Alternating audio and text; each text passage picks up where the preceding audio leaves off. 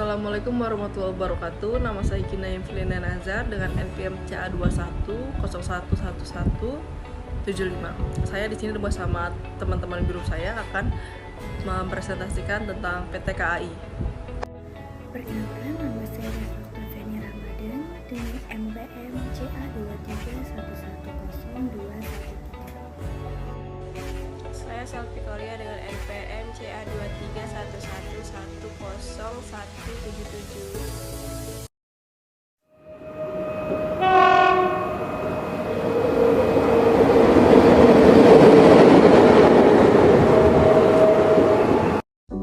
Singkat KAI. KAI didirikan berdasarkan Akta tanggal 1 Juni 1999 Industri Transportasi Perkeretaan Api.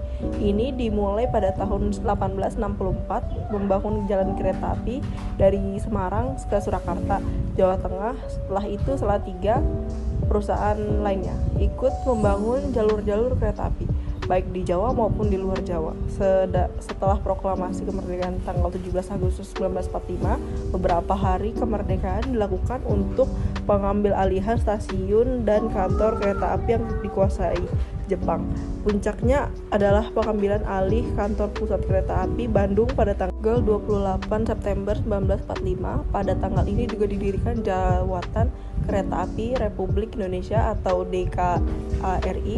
Tanggal berdirinya DKARI kemudian ditetapkan sebagai Hari Kereta Api. Pada tanggal 3 Februari 1998, pemerintah menerbitkan Peraturan Pemerintah Nomor 19 Tahun 1998 tentang pengalihan bentuk perusahaan umum atau perum kereta api menjadi perusahaan perseroan atau persero. Dengan demikian namanya berubah menjadi Perusahaan Perseroan atau Persero PT Kereta Api, disingkat PT Kereta Api Persero atau PT KA.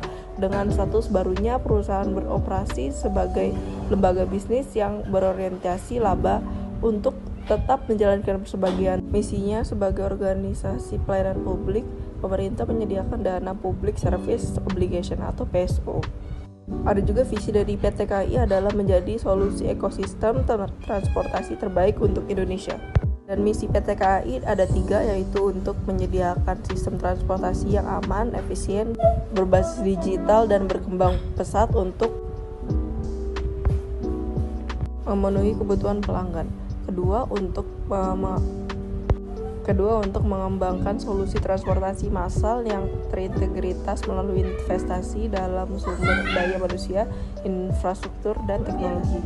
3, untuk memajukan pembangunan nasional melalui kemitraan dengan para pemangku kepentingan termasuk memperaksarai dan melaksanakan pengembangan infrastruktur penting terkait transportasi. Di budaya perusahaan KAI ada istilah akhlak di mana A amanah yaitu memegang teguh kepercayaan yang diberikan, K kompeten yaitu terus belajar dan mengembangkan kapabilitas, lalu ada H harmoni yaitu saling peduli dan menghargai perbedaan. Lalu L loyal yaitu berdedikasi dan mengutamakan kepentingan bangsa dan negara. A adaptif yaitu terus berinovasi dan antusias dalam menggerakkan ataupun menghadapi perubahan. Lalu ada K kolaboratif yaitu membangun kerjasama yang sinergis. KAI juga memiliki wilayah operasional. Wilayah operasional KAI mencangkup Pulau Jawa dan Sumatera. Wilayah kerja di Pulau Jawa dibagi berdasarkan daerah operasi, sedangkan wilayah kerja di Sumatera dibagi berdasarkan divisi regional.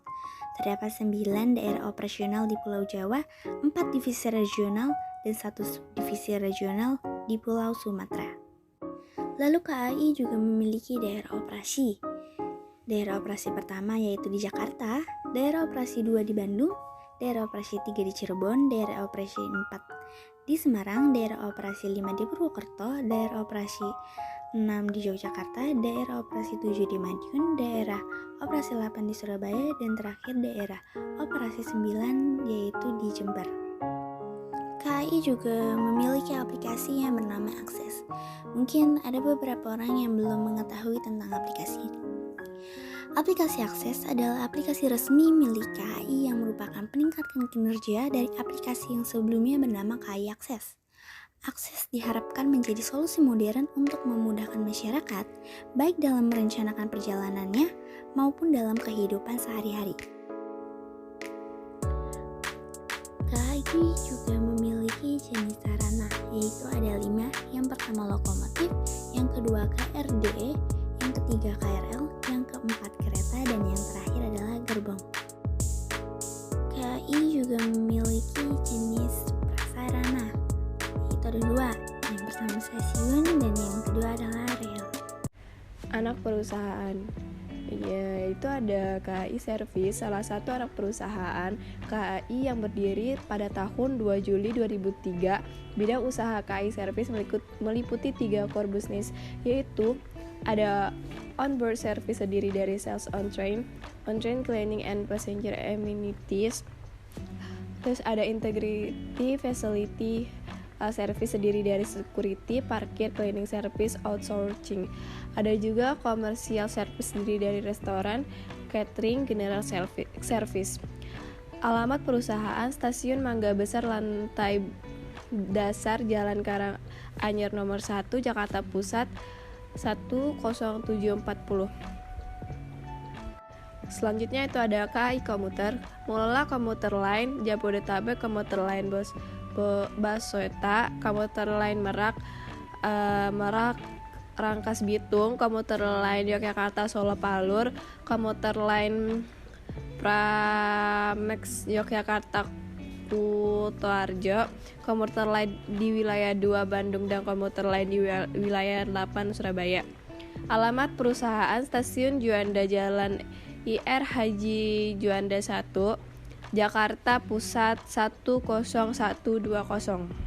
Selanjutnya ada KAI Wisata. Didirikan pada tahun 2009, KAI Wisata diakui sebagai salah satu pelopor pariwisata berbasis kereta api di Indonesia dan telah terpercaya dalam industri pariwisata di Indonesia. Alamat perusahaan Stasiun Gondang Dia, Pintu Selatan, Jalan Srikaya 1, RT 17 RW 6, Kabupaten Siri, Kecamatan Menteng, Kota Jakarta Pusat, Daerah Khusus Ibu Kota Jakarta 10340. KAI Logistik, perusahaan di bawah Induk KAI dan merupakan badan usaha angkutan multomoda atau BUAM dengan maksud dan tujuan pendirian untuk melayani distribusi logistik berbasis kereta api dengan kemasan bisnis door-to-door service untuk memberikan pelayanan yang paripurna bagi pelanggan yang didukung dengan angkutan pra dan purna. Fungsi dan peran KAI Logistik terhadap jasa pelayanan yang telah disediakan oleh industri adalah sebagai pencipta nilai tambah sepanjang rantai nilai layanan distribusi logistik, termasuk pelayanan yang telah disediakan oleh KAI. Selanjutnya ada KAI Properti. Didirikan pada tahun 2009, KAI Properti mengedepankan keahlian dan spesialisasi dalam bidang konstruksi, properti, trading, dan perawatan jalan rel, kereta, dan jembatan. KAI Properti memiliki komitmen kuat dalam memaksimalkan pengelolaan aset dan properti serta operasional yang memenuhi standar mutu terbaik. Dalam bidang konstruksi, KAI Properti memiliki keahlian khusus dalam pembangunan dan perawatan prasarana perkereta-apian seperti jalan rel, jembatan, persinyalan, telekomunikasi, dan listrik aliran atas. KAI Properti juga menyediakan layanan perawatan jalan, rel, dan jembatan yang mendukung operasional prasarana perkereta-apian secara aman, nyaman, dan tepat waktu. Selanjutnya ada KAI Bandara.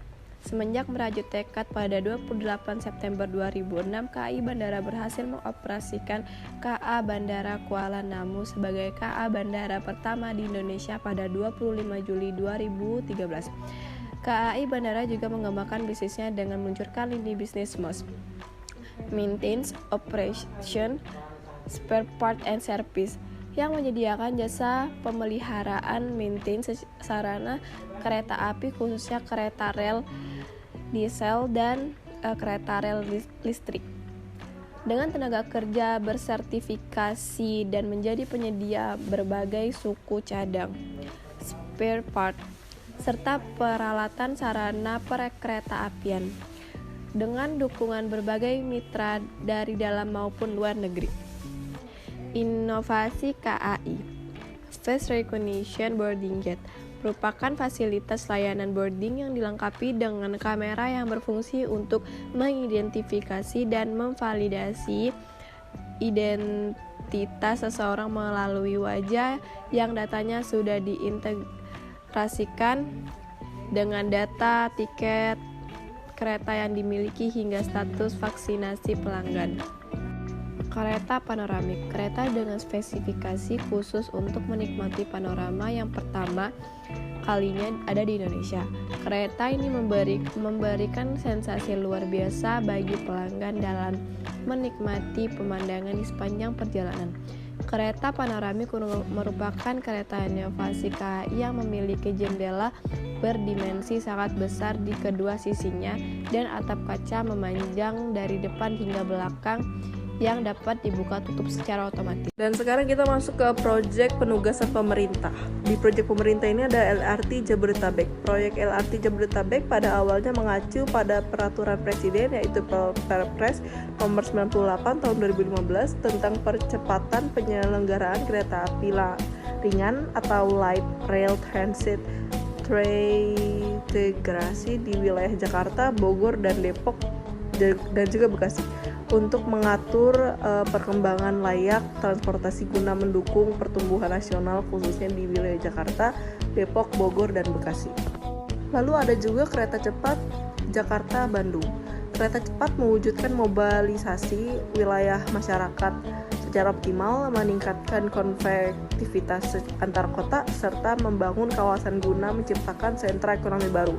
Berdasarkan Perpres 93 tahun 2021, KAI ditunjuk pemerintah sebagai pemimpin konsorsium BUMN di proyek KCJB.